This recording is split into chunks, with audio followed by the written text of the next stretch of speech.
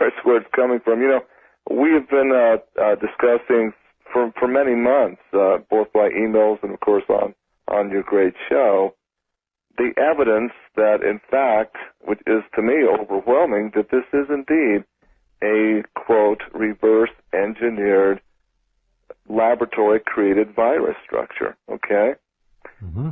Now, we talked about the Novartis patent, which was actually issued in 2009, February, just this year, and paragraph 32 of that patent says this vaccine that Novartis is creating it says the word may be to combat a reverse-enginered virus. Okay, so there's a may. It's right in their patent wording, huh? Right in their patent wording. So, wait a minute, may, well, I had a great 4-day conference in Kalispell, Montana.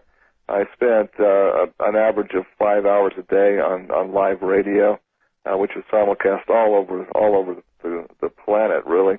I got calls from all over the place. Okay, it was a great opportunity.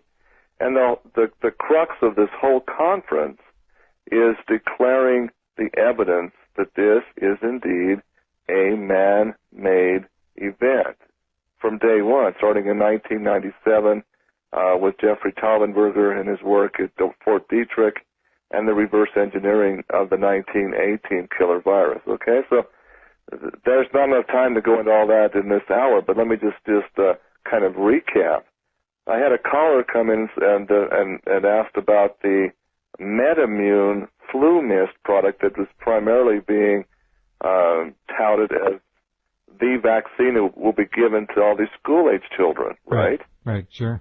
So they were asking what do we know about that? What's the live virus structure of this? Can you find out anything about it? Well, wait a minute. I thought, well, if Novartis patented their IV injection, right?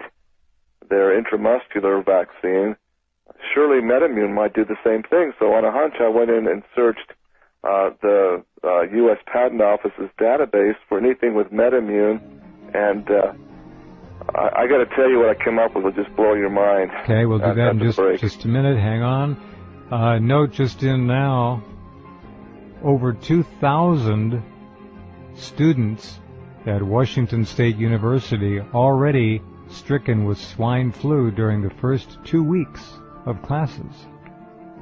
Talk about creating amazing petri dishes for this stuff to just explode. Absolutely. The school settings are perfect. Couldn't be any better. And then they get to take it home to the parents, and that's how it runs. Be right back with Dr. A. True Ott, Ph.D., N.D., in just a couple minutes. Washington State University handing out to the students flu kits, including a thermometer, painkillers, throat lozenges, sport drinks, hand sanitizer, and tissues. Most students have the illness for 3 to 5 days, says the university, calling it discomfort. So far, not unexpected. So far, so good in terms of mortality. Although, when you do read the data from the nation's schools as a whole, there are a lot of young people who are dying unnecessarily. So we'll see where this goes. Go ahead, True, please. Well, as I was saying before the break, I wanted to find out as much as I could about what was going into this MedImmune nasal spray, okay? Because that's what's going to be given according to all of the data we've got from health departments to the nation's school children. So I came across a patent under MedImmune that I did a double take. I says, this be real? Whose patent is it? This was applied for and issued to MedImmune Company, which is right down the street from Fort Detrick in Rockville, Maryland, right? Yeah. Right. And it was the title was benign enough, unless you're a crazy researcher, you're not going to be reading these boring patent documents. But this one, just because it had MedImmune on it, I thought this is interesting. It was basically the title was how to structure the the H&N proteins of a virus, right? Well, digging into this 148-page patent that was granted in 2008, my jaw dropped off the floor because guess what? It is this virus that we're talking about now. 2008. Yeah, they actually patented this virus. They knew. You're talking, see, I say this because they list all of the gene clades that were basically unreal forced on this. I got it. Okay? I got and I'm it. sitting here, Mm-hmm. and I bounced it off of 3 macrobiologists to make sure that I'm right on this. I make sure I'm not reading something into it.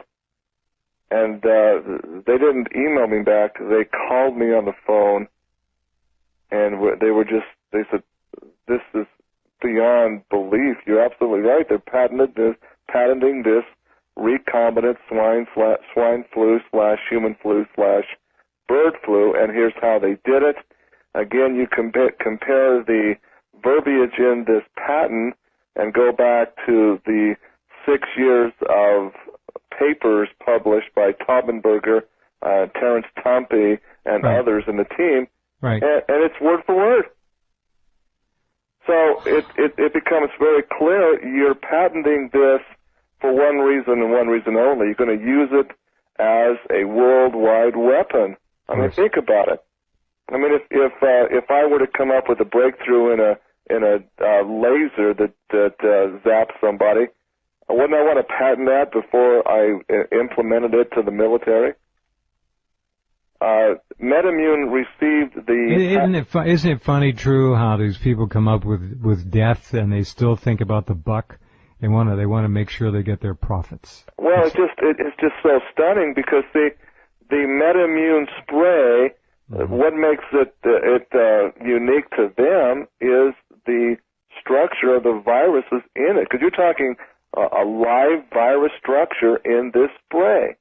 Now, let's make sure that listeners clearly understand what we're talking about here. This MedImmune spray is planned on being given to kindergarten through 8th grade, middle school kids primarily, in the schools through Kathleen Sebelius' HHS program. This is a painless little spray. They'll come in, squirt, squirt, squirt, squirt, and they'll give it just down the line. But you'll be shedding, these children will be shedding these live viruses everywhere they go for anywhere from 3 to 21 days.